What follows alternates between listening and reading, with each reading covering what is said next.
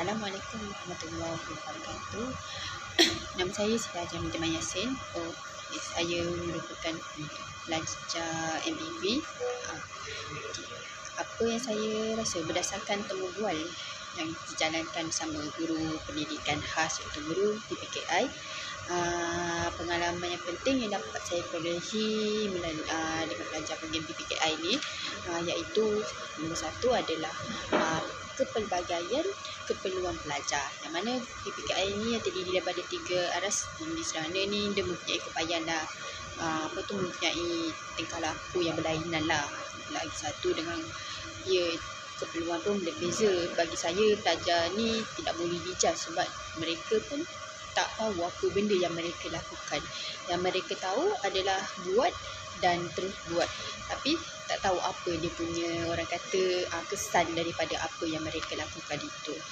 So saya tengoklah guru PPKI ni perlu menjalankan latihan sebenarnya. Bagi saya seronok lah untuk saya lakukan. Dan yang kedua pula adalah cabaran dengan laku murid. Saya melihatlah guru ni sepanjang temu bualnya, guru berkongsi pengalaman dalam mengurus pelajar itu dan menunjukkan tingkah laku dia lah, macam pernah mengamuk, melarikan diri, kemudian ada yang lagi tak boleh kawal, mereka buka baju sekati. So itu tingkah laku seorang pelajar ni, dia mempengaruhi lah dan mencetuskan reaksi yang kurang baik lah dengan pelajaran. Tapi kita tak boleh nak elak benda tu sebab mereka memang pelajar berkeperluan khas. Dan yang ketiga memang keperluan kesabaran dan itulah pendekatan fleksibel, yang mana guru yang jadi guru PPKI ini perlulah mempunyai tahap kesabaran tinggi, sangat-sangat tinggi untuk menjadi PPKI ini. Sebabnya dia guru ni perlu kebolehan menyesuaikan diri dalam kegiatan pengajaran mengikut dalam keadaan emosi dan keupayaan pelajar itu.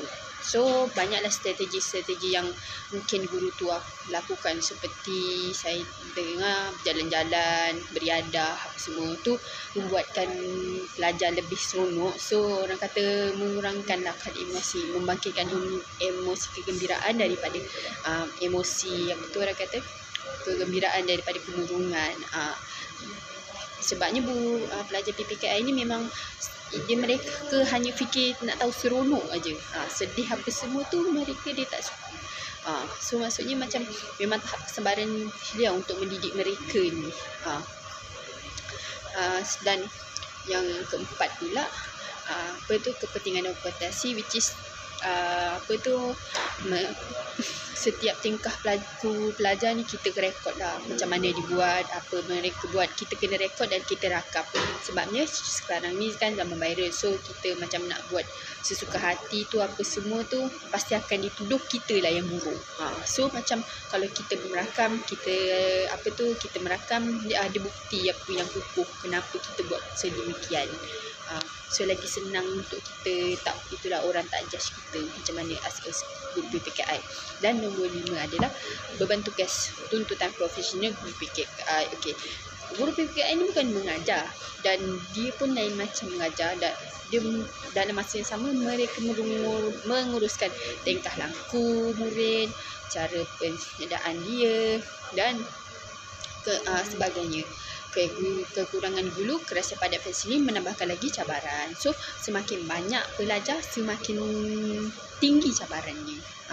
Dan yang terakhir, dan secara kesimpulan, temu bual ini menggambarkan jelas bahawa guru PPKI ini dia punya skop sangat tinggi dan sangat mencabar, memerlukan komitmen yang tinggi, kemahiran profesional, kesabaran serta sokongan sistem yang kukuh bagi memastikan pelajar PPKI ini dapat dibimbing secara holistik dari aspek akademik, kemahiran dan profesional. So saya lihat bahawa penyelidikan kualitatif ini itulah kita dapat menjiwai sesuatu bidang itu dan mengetahui lebih mendalam lagi cara orang kata sesuatu bidang itu.